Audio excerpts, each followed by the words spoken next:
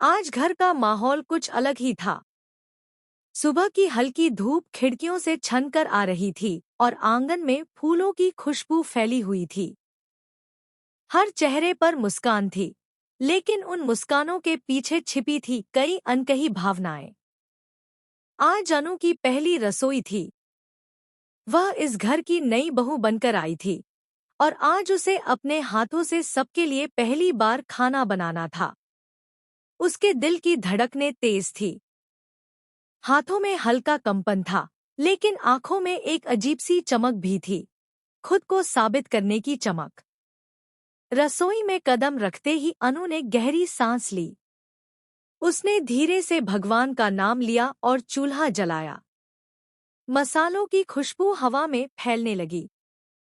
हर सब्जी काटते समय उसके मन में कई विचार चल रहे थे। क्या सबको उसका बनाया खाना पसंद आएगा? क्या वह इस घर की उम्मीदों पर खरी उतर पाएगी? बाहर बैठक में सभी इंतजार कर रहे थे। कुछ के चेहरे पर उत्सुकता थी, तो कुछ के मन में सवाल। उधर गायत्री सब कुछ चुपचाप देख रही थी।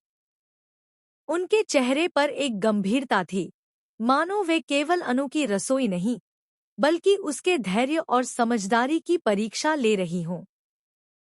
गायत्री ने जीवन में बहुत कुछ देखा था। इस घर की परंपराएं उनके लिए केवल रस्में नहीं थी, बल्कि सम्मान और प्रतिष्ठा का प्रश्न थी। उन्होंने धीरे से पूजा की थाली सजाई। उनकी आंखों में एक रहस्यमय गहराई थी, जैसे वे किसी बड़े निर्णय की तैयारी कर रही हों।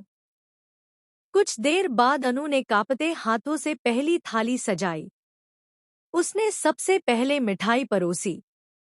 उसकी उंगलियां हल्की सी कांप रही थी। तभी आर्यवर्धन अंदर आए। उनके चेहरे पर मुस्कान थी, लेकिन आंखों में अनु के लिए सच्चा विश्वास झलक रहा था। उन्होंने धीरे से कहा, डरो मत, सब अच्छा होगा। अनु ने उनकी तरफ देखा और उसके चेहरे पर हल्की मुस्कान आ गई। वही मुस्कान उसकी ताकत बन गई। सब लोग खाने की मेज पर बैठे। सन्नाटा सा छा गया। पहला कौर जैसे किसी फैसले का संकेत था। गायत्री ने सबसे पहले मिठाई चखी। कुछ पल के लिए उनके चेहरे पर कोई भाव नहीं था।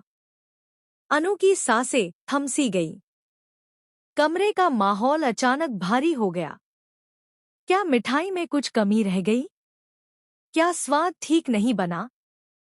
फिर अचानक गायत्री के चेहरे पर हल्की मुस्कान आई।